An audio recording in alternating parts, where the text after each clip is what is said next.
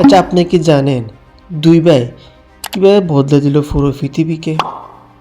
মনে করেন আপনি দাঁড়িয়ে আছেন 1903 সালের এক ঠান্ডা সকালে। চারপাশে কয়েকজন মানুষ হাসতেছে আর বলতেছে, লোহার তৈরি একটা যন্ত্র, এটা আবার আকাশে উঠবে নাকি? কিন্তু মাত্র কয়েক মুহূর্তের পর এমন একটি ঘটনা ঘটল যা মানব ইতিহাসকে চিরতরে বদলে দিল।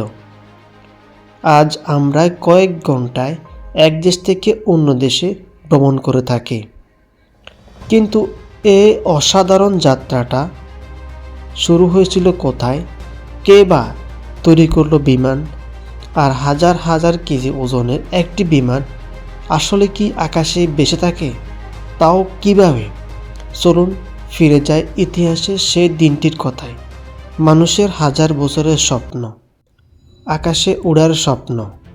পাখিদের দেখে মানুষ ভাবত, যদি আমরা উঠতে পারতাম। অনেকে কাঠের ডানা বানিয়ে পাহাড় থেকে লাফ দিয়েছে, কেউ বা আবার কাপড়ের ডানা বানিয়ে। কিন্তু প্রতিটা চেষ্টার শেষে হয়েছে দুর্ঘটনা। কারণ শুধু ডানা থাকলে উড়া যায় না, বাতাসকে কীভাবে কাজে লাগাতে হয় সেটি ছিল সবচেয়ে বড় রহস্য। দুই ভাই বদলে দিল পুরো পৃথিবী। যুক্তরাষ্ট্রের দুইটি সাধারণ ভাই, ওলিভার রাইট এবং অলভিল রাইট। তারা কোনো বড় বিজ্ঞানী ছিল না, তারা সাইকেলের দোকান চালাতেন। কিন্তু তাদের একটা বিশ্বাস ছিল, যদি সাইকেলের ভারসাম্য রাখা যায় তাহলে আকাশেও একটি যন্ত্র নিয়ন্ত্রণ করা সম্ভব। বছরের পর বছর তারা ছোট ছোট মডেল বানিয়েছে, বাতাসের গতি পরীক্ষা করেছে এবং নিজেরাই একটি উড্ডয়ন টানেল তৈরি করে টানা নকশা পরীক্ষা করেছেন। 17 ডিসেম্বর 1903 কিটি হক আকাশে প্রথম বিমান আকাশের দিকে উড়াল দেয়। হঠাৎ করে মাটি চেয়ে আকাশে উঠে গেল। মাত্র 12 সেকেন্ডে 36.5 মিটার। আজকের হিসাবে খুব ছোট মনে হলো, এই 12 সেকেন্ড মানব ইতিহাসকে সবচেয়ে মূল্যবান উন্নয়নগুলোর একটি।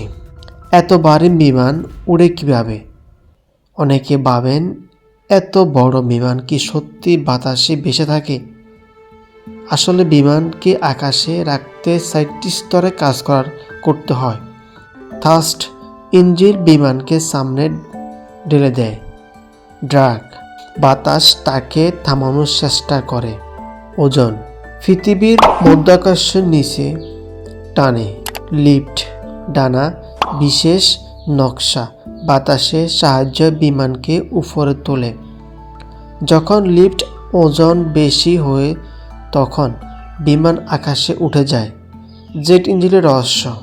আধুনিক বিমান জেট ইঞ্জিন থাকে, ইঞ্জিনের সামনে থেকে বাতাস টেনে জ্বালানির সঙ্গে মিশে আগুন জ্বালে।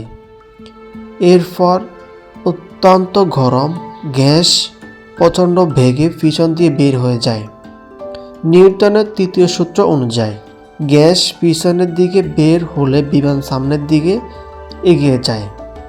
আজ একটি আধুনিক যান্ত্রিক বিমান ঘন্টায় প্রায় 900 কিলোমিটার গতিতে ছাড়তে পারে, যে যাত্রায় এক সময় জাহাজ কয়েক মাস লাগত, এখন সেটি মাত্র কয়েক ঘন্টায় সম্ভব। মানুষ শুধু পৃথিবীতেই নয়, আকাশে ফিরিয়ে মহাকাশের পিছনে গিয়েছে। ভাবুন, যদি সে দুই ভাই সবার কথা শুনে হাল ছেড়ে দিত, তাহলে হয়তো আজকে পৃথিবী এমন হতো না। মানব ইতিহাসের সবচেয়ে বড় পরিবর্তন শুরু হয়েছিল ছোট একটি স্বপ্ন থেকে। হয়তো আপনারা আজকে ছোট একটি আইডিয়ায় একটি পৃথিবী বদলে দিতে পারে। আপনার কি মনে হয় আগামী 100 বছরে বিমানের প্রযুক্তি আর কতটা বদলাবে? আপনার মতামত কমেন্টে জানান।